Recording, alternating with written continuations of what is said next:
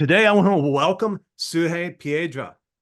She runs a business called Prominence, which is she's the co-founder of, and it's a business and wealth management company. But I think the thing that really stood out when I was talking to Sugey about what her message was, it's people are missing out. Business owners are missing out, and she wants you to be aware. The rest is kind of nuts and bolts, but there's going to be a discussion of taxes, and that's something that's easy to just kind of put in someone else's hands, which there are better people to do it. But I want to explore this message of you're missing out, and I want to understand that a little bit better. So that's what we're going to be talking about. Sugey has a powerful life message that I think any business owner should listen to. If you're running a business, you need to hear this message today. So without further ado, Sugey, welcome. Thanks for being on Leaders and Legacies. No, thank you for having me. It's such an honor. Yeah. So anyway, the so let's just take a quick dip at a high level. Who do you help and how do you help them? And then we're going to jump into some other things, but just so everybody has a little bit of context, who do you help and how do you help them? So, my ideal client is always going to be that individual who knows or is tired of that rat race, right? Sometimes you don't know that there's more that you can be doing. Hey, I'm a tax preparer. I've been doing taxes for 20 years. But when I founded my business, I wanted it to be different than the volume-based businesses where it's in and out. I wanted clients to really understand the story behind their tax returns, behind their finances, their profit and loss, their balance sheet. A lot of clients just plug in all these numbers, give them to the preparers because they just want to be done with taxes, right? They don't want to face just the nagging of dealing with their finances. And so when they're here with me, I say, okay, let's slow down. I'm done with your tax return. This is the result, but this is why. And here are a couple of nuggets that you can do to make a difference next year. And so really understanding the client, their business, and what they do for a living. Sometimes they're just, they're W-2 employees and they're like, why do I pay so much in taxes? And so, I go down that little spiel of saying, hey, this country's made for the W-2 earners to pay all the taxes. What do you mean? And then, Yeah. I'm a business owners who want to write off the kitchen sink, but then I explain to them purchasing power. And I explain to clients that, when you do write off absolutely everything and you show losses, then you hurt your purchasing power and you can't advance and you can't go out and get properties and rentals or your business, offices and stuff like that. And so I help them paint a bigger picture and show them that with these financials, everything's possible if we just know how to drive them instead of them driving us, kind of a deal. Yeah. Well, cool. Well, and one of the things that you said in there is to slow down. Yes. And life happened and it forced you to slow down. Oh, for sure. What happened? So, I mean, my business is not that old, and I had been doing taxes for many years, working for somebody else, working for others. And I wanted to start my own business, and I would always say, next year, next year. And so one day my sister Cruz is like, nope, we're starting our business now. It's time to get started. And we did. We started our business, and I wanted to start my business different since I had learned from others and, been in the corporate world. So I was ready to rock and roll. But in doing so, my focus was my business, and I'm used to working tax season, super long hours for somebody else. So I wanted to do the same for me. So again, the business was taking a lot of my time. And I have two kids. I have, two kids that are amazing kids and knew that they had to kiss mommy goodbye and see you April 15th kind of a deal, right? Because taxes were always in my life. Well, a lot of what was happening was I wasn't home. I wasn't home for them. I wasn't home for their dad. I wasn't as, as present as I should have been. And in growing the business, as my business grew, my marriage started to fall apart. And I wasn't paying attention to a lot of things that I probably could have, you know. There was a lot of things that maybe we could have fixed, we could have changed. But in that time, as my business grew, my marriage was falling apart. So much so that in 2021, I filed for divorce. I filed for divorce. I said, I'm done. I think I just need to, you know, be alone and focus on my business and do what I got to do. And it was an amicable divorce. Everything was pretty good for the most part. Of course, like every divorce, there's situations where, you know, ugly things, you did this, you did that, or you failed to do this, or whatever, pointing the finger. And 2 weeks after the divorce was final, he passed away. Oh, He passed away, and it was devastating. It was devastating. There's probably a lot of missed conversations that we could have had after the divorce of you know, yeah, what we could have done better, different, or how we're gonna now co-parent our kids differently or whatever. A lot of I'm sorry's were missed, you know. But that's life. Life halted me. Life said enough, you know. And so now the business was not my priority. My priority were my kids, their emotions, the guilt I was dealing with, the just, you know, a whole baggage of just stuff that's going on emotionally. And so, yeah. Let me just kind of pause there. That just had to be so incredibly devastating. Um, divorce is incredibly hard, and you're looking at one type of separation, and then to have them pass away just 2 weeks later. yeah, no, it was like I said, good. It's not that we were in horrible terms, luckily, you know, but there was still a lot of things that were left unresolved, a lot of emotions, a lot of conversations that were going to be had, you know, next week, next month, whatever. And life happens and there's no time for that. So, you know, And I think there's a lesson there. You know, the you don't none of us really know when the clock runs out. We right. know there's a clock running, Yes. but none of us knows when it runs out. Right. And you know, in my life, I'm not supposed to be here. I should be dead. COVID should have taken me. And Right. 2.5 years ago, my wife didn't know. I didn't know. I was sitting in the hospital for 11 days, neither of us thinking that I was on my path to the ventilator, which was certain death. And there were conversations that we would have missed out on. Right. My wife, actually somebody who sat with me in the hospital when I was first waking up from the coma. There was somebody there, just a wonderful, wonderful lady who came to sit with me at my wife's request to make sure, because when I woke up, I couldn't do anything for myself, and she wanted to make sure she was there for me. Well, she's now on the ventilator in a deep coma and may not make it. And, Uh, my wife and I are both thinking about all the things that we wished we could have said yeah. 3 weeks ago. No, it's something that is just hard to deal with.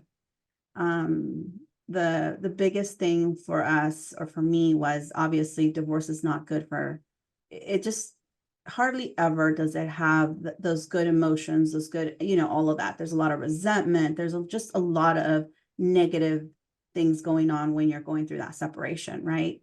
And even though with us it wasn't extremely horrible, but there was still stuff that we had said, okay, let's get through this.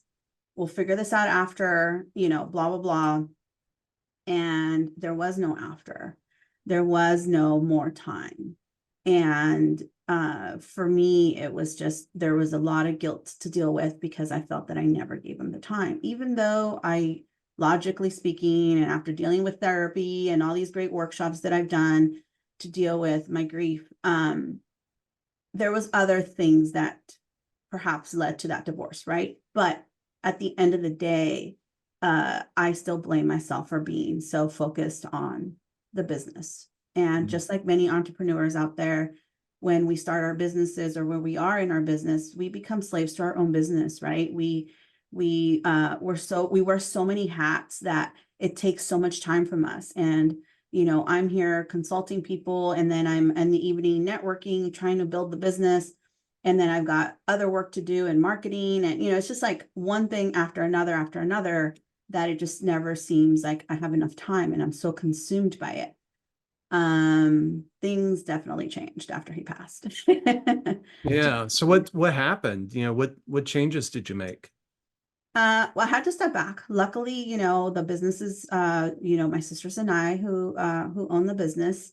And even though I didn't want to step back because I felt that work was where I was hiding, right? I was hiding from dealing with all of that emotion stuff that I was going through. But my body warned me. My body wasn't the same. My health wasn't the same. And so they forced me to stop. They're like, you have to deal with what just happened. And he passed away in December, and tax season starts in January. And so, I was like a robot, just coming in, doing what I had to do and stepping away until I finally my body gave out on me. My body crashed. My body said enough. And at that point, I just said, close the business. I don't want to return to work. I don't want to work. I don't want anything to do with it. Close it, do whatever you got to do. And instead, what they did is they stepped up. They took control of the business. They took control of a lot of things that were on my plate. Because why? I had to do it all. And who's they? My sisters. Your So sisters. my Okay. staff, my team. So Cruz is my right hand. She does a lot of what I do. And Brisa is my operations. She is our funnel. That girl is process based. Everything has to be systematized, but you can't systematize something that's in my head. You can't systematize something that I'm holding hostage and saying you can't touch. And that's how I was. I was very controlling over everything. And I use controlling and admitting that I'm controlling, but I didn't know that I was. I realized that today, but back then I didn't. I felt like I was the only one that can do the job. I felt like I was the only one that was going to do it right. A lot of things that it was me. And when I stepped back and they came in and they took over all of these tasks that I was doing, things that my receptionist could have handled, things that our admin staff could have done, but it was on my desk because I wanted to do it. And so allowing them to take control over that, allowing them to do their processes, allowing them to just make the business work and flow better, was something that I allowed or happened while I was gone because I was not present anymore. I was literally just, in my own sorrows, in my own world, dealing with what I was going through. And trying to help the kids, right? Trying to help the kids cope with everything. And so when I returned back to the office and things are being handled differently and the clients are still here and the phones are still ringing and business is still coming in, I'm like, how? If I haven't been here, right? But then it was a whole new way of looking at the business and seeing that the business is growing all on its own. The wheel continued to turn while even I was gone. Yes, my hard work paid off, but now my staff has put everything in order where there's a process, there's things that followed, everything has its place, that it's just a whole different business, and I love it. And now I love sharing that with my clients. I love meeting with business owners and saying, hey, there is another way. There's a little work we got to do, but there is another way. And this is how I run my business. And this is what happened to me. And don't wait till it's too late. So it just feels good to be able to pass on the message and to help others, because you just never know how much time you have left. Yeah. Well, what a painful way to learn that lesson. But, For sure. I think in that, there's a couple things that jump out at me. One is a lot of business owners, they do what they do because they love it and they're very good at it. Mhm. And, I think, one of the terms you used was controlling. I think the challenge is, if you're really good at what you do and you hire someone else, if you're extremely fortunate, you're going to hire somebody who's better than you. But most of the time, you're going to hire somebody who's not as good. Mhm. And so it's hard to let go. Yeah. What would you tell folks who are wrestling with that, who are having trouble letting go? So one of the things I learned, and again, even though I can admit and say things today, this is not how I was before. There's been a lot of coaching involved. There's been a lot of, work that I've done to realize that as long as 80% of it is good, that's good enough. No one's ever going to be 100% the one you want, right? Or for it to be done the way you want it to be done. And a good example was my emails. I sometimes won't send out emails because I have to rewrite it 10 times. But if I realize how much time I spent, now I just made the client mad because it's taken me days to reply when I could have just replied in that 1 minute, right? But because I have to, it's me rewriting and rewriting, thinking, oh, I didn't use the right word there, but let me think about it, right?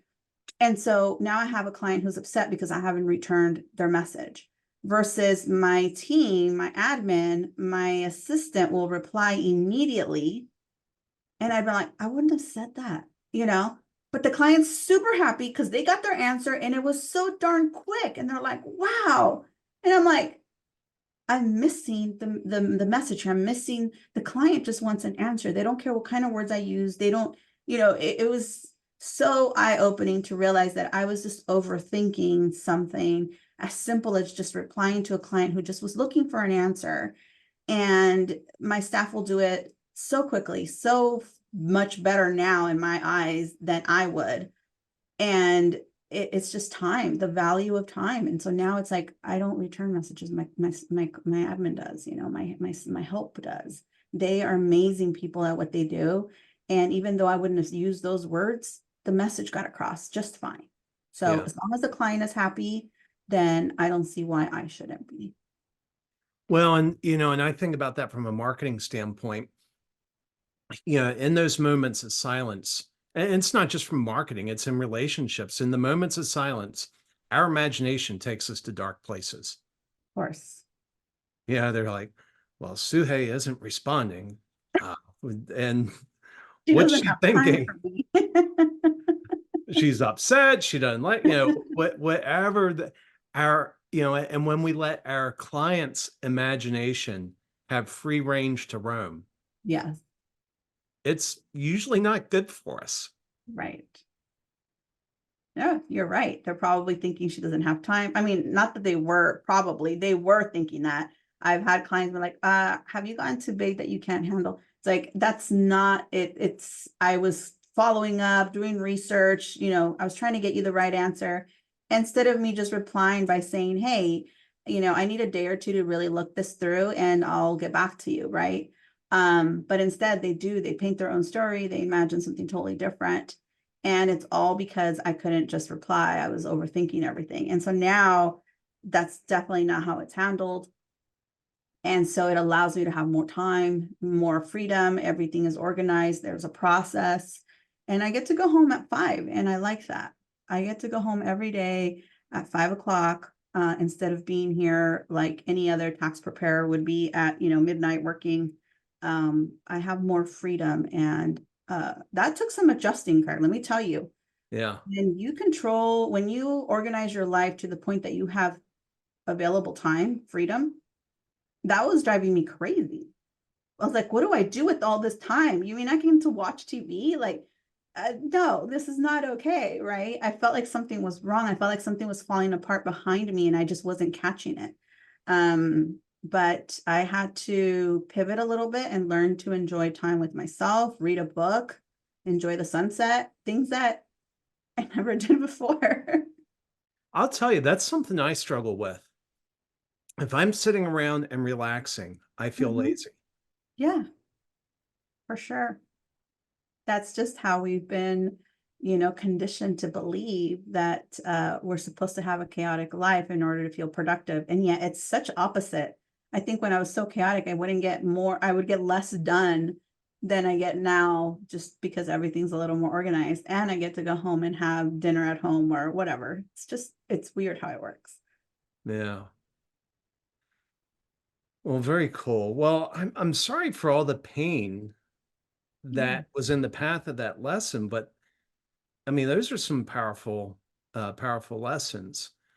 Let's pivot a little bit. You said two things to me, when we spoke a month or two ago, getting ready for this interview. And you said that taxes could be different and you don't need to fear the IRS. Right. And so I don't remember the context. Those are just kind of the notes I took. But what do those two statements mean to you? So, I mean, a lot of us do our taxes because we have to, right? A lot of us, it's April 15th and we just have to file because we're supposed to file, right? And 99% of the time when I'm helping a client, they're just dreading, to do their taxes. And so I started to see that trend in clients. I started to see that in everybody that I was helping. And so I felt like it just needed to be slowed down. It needed to be explained to them, what is it that they're doing here and why are we doing it? And what is the tax return telling me or saying about them? There's a story behind there. There's telling them, usually if you're a W-2 employee or you own your own business, it doesn't matter. But when I go and I explain to you every number on that tax return, the very first thing somebody will say is, I made that much? Where did it all go? And so that is a realization of, hey, you did make this kind of money. So where did it all go? Right? It's time to start evaluating and looking at that. Where did it all go? And as we continue to go through the return, realizing how much Uncle Sam really took from you. So there's some of the portion, a big chunk of where your money went, right, is Uncle Sam's pocket. And is there anything that we can do to make things different? And I always say, I'm not against paying taxes. We all should be paying our fair share. I'm okay with that. This country was built off of that. But I think that because we don't pay attention, then that there's things that happen that could have been better, that could have been different. I also want to have control of my money because I can do things with my money that are be better. For example, I love investing in real estate. I have clients, I have a membership group that clients love because once a month I teach them about real estate strategy and how I can create really cool tax write-offs with strategy, and how they can buy properties out of state. And so that group of people just love the fact that they have everything there that they need, the access to the teams, all the information. And then when they get their tax return, it beautifully creates what they wanted it to do. There's additional write-offs, there's strategy behind it. And so as long as they do everything that they're supposed to do, now the return is doing what they want, not just whatever the computer populated, right? So now they're proactive, they're forward thinking, they're the ones driving their financials instead of just whatever pops up and it is what it is. And so when I really meet with clients and we really go over all of this stuff, it's just a huge difference. It's very different. It's very eye-opening. And I tell them this is more of tax advisory, tax planning, not just tax preparation. And now clients love that. Well, one of my frustrations over the years is it feels like I've been the one going to my tax guy Mhm. saying, "Hey, I heard about this thing called the Augusta rule. Yeah. Can I use it?" Uh-huh. And he's like, "Yeah, sure." I'm like, "Why didn't you call me 5 years ago?" Right. Yes. So And yeah, that's the new trend, right? I think that social media, the internet has allowed you to find something like the Augusta rule, right? and real quick, what is that? Just so people aren't lost who So the don't. Augusta rule is a rule where, the name is funny on it, but anyways, it's what they call a loophole, even though it's not necessarily a loophole. But the IRS says that as long as you rent you are allowed to rent your personal primary residence less than 15 times. So say you rent it 14 times throughout the year, and whatever earnings you make off of that are not taxable. You as a person do not have to report it on your income tax as income. So, and that came from the golfing, I think, is it in Georgia that it started? Mhm. And Yep. so what it is people would rent their mansions or their homes to these individuals that would come for this golf tournament. And in return, they didn't have to report that as income in their tax return. So now that Augusta rule doesn't say it just has to be for golf or it just has to be for events like this. And so individuals that have their own businesses are allowed to do something like that, where they rent it to their business, as long as, you know, you can justify and you have paperwork, and we do comps and we do all this stuff to make sure that we still meet the IRS rules. But now you don't have to report that as income. And so it gives you a little bit of a break. And if we nickel and dime your tax return this way, guess what? At the end of the day, you won't owe as much, or you won't, you know, you'll have a better outcome than you did before because you weren't paying attention to little things like this. Well, and this goes back to what you said earlier, that income tax is made for W-2s. If Right. you're a business owner, I mean, my goodness, if you're paying the price of being a business owner, because it's a Yes. hard road, Yes. you should take advantage of these things. Of course. And even as a W-2 employee, there's things that can, you know, you can generate. And I always tell, especially when we have like high earning individuals, like a doctor or something, they're like, well, I guess I'm just supposed to be paying all these taxes. And I'm like, no, there's other ways. Yes, today you may be having to pay these taxes, but you have something that my business owners crave, which is purchasing power. They can literally walk into a bank, and because they have strong W-2s, the bank will lend them what they need. And my self-employed individuals are like, well, I want to write off everything because if not, I have to pay taxes. But what they do is they hurt their purchasing power. And so I can have a W-2 employee paying taxes today and saying, Uncle Sam, you win today. But I'm setting myself up so that tomorrow I can live tax-free.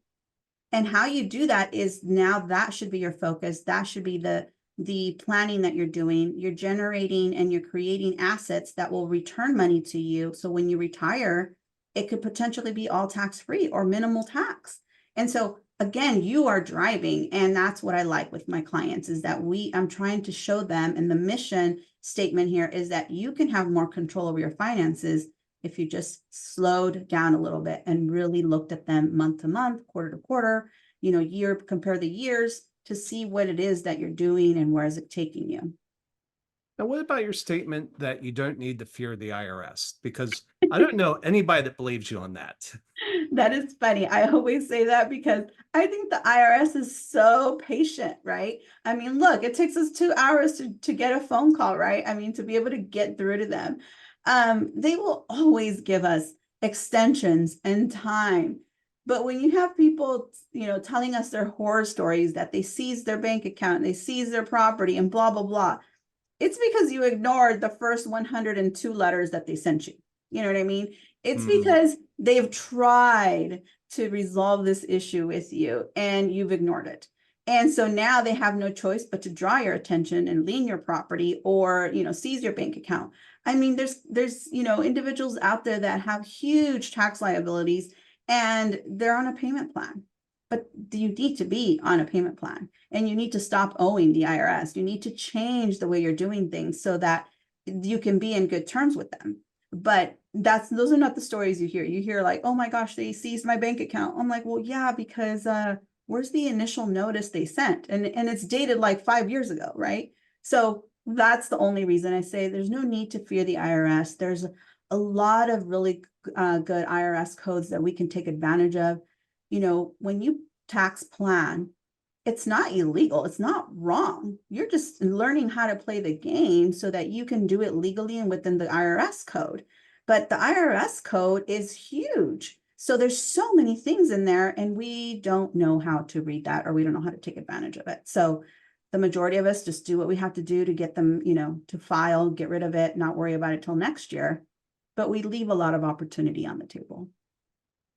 So, what would you say to people like me? who my longtime frustration has been, I go to some event, I learn about the Augusta rule. Uh-huh. And so I go to my accountant and we negotiate something, do comps and what have you, so I can take advantage of that. But that was me. That just happened to be, I was in the right room at the right time, heard the right thing. How can people like me figure out how to find these tools, put this to work? There's so many tools out there, and like I said, the Augusta rule's one. But when you find if I were you, I would be looking for the tax preparer this is their business, right? So with me now, I have colleagues. Now we have a group of individuals, and now there's resources where you can actually find people like me. So I used to think like, how are people ever going to know that I exist and this is the type of service that I provide? So now that I've been more into it for the last, I don't know, 3 years or so, I have found the networks. And now there's websites that you can go and you can look up for a preparer in your area if you want to meet somebody, or individuals like myself that are federally licensed, and I'll have meetings with my clients via Zoom. But some clients want to meet with their preparer face to face and in person. So through this website, you can go on there and you can find somebody in your area. These individuals are tax advisory. They are strategists. So they would be what I do. I go out and I go to conventions throughout the rest of the year, finding and looking for things like the Augusta rule. What else is out there that I need to study? And then I bring it back to my clients as far as W-2 employees or self-employed. And so some of these little nuggets that I learned may not apply today to anybody that I have, but you never know what other client I may get down the road. And I'll be like, you know what? There's a strategy out there. I'm not the expert, but let me look it up and let me find it. Maybe I can connect you to somebody else, or maybe, we can work this out together.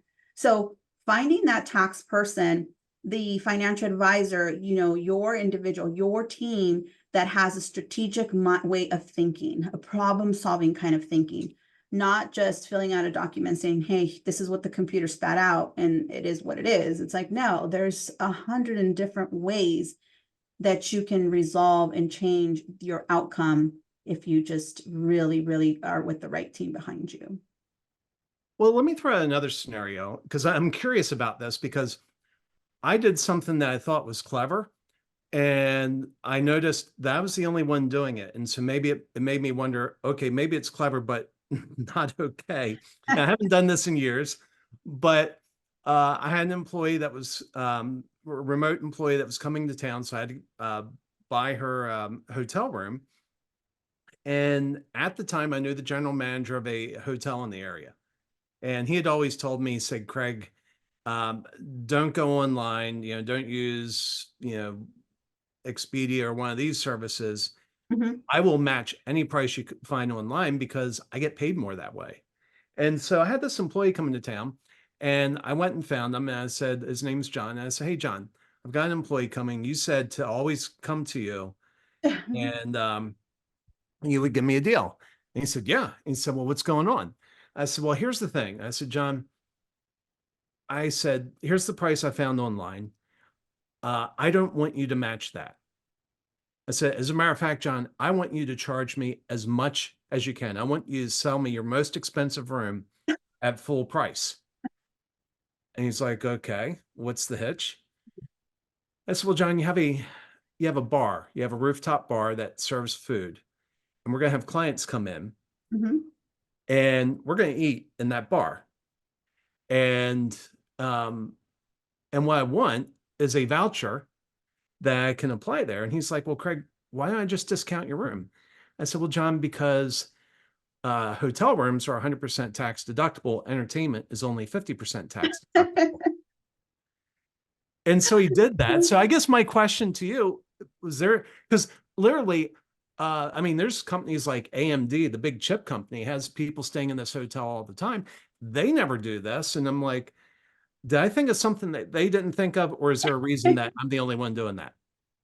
You probably have a unique opportunity to do something like that. Do you know what I mean? But like, who else is going to know a gentleman like this that is willing to do something like this? So it just depends. But yes, entertainment is only 50%, or it's not deductible, right? Or meals are only 50%.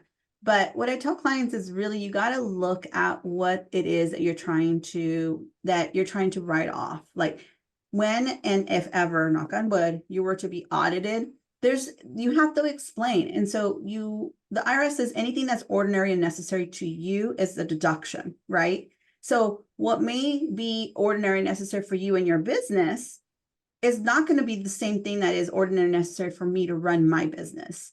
And so it's just about really being able to create that explanation and justifying and say, this is why it's a write-off to me. Okay. So when one of the things that I do is I network a lot. I go out a lot.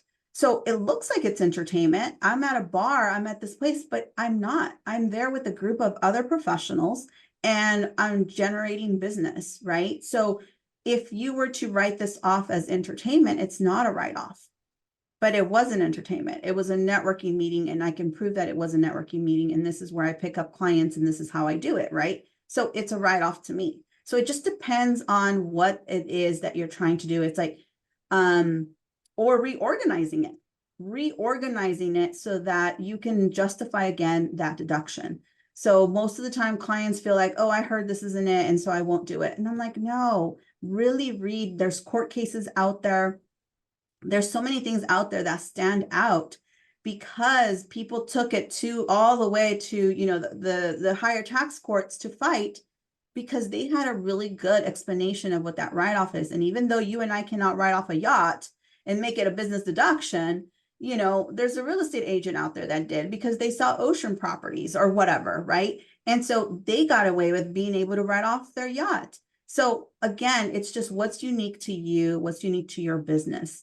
And a lot of my clients come in here and they love the fact that I have, scents, and I do have,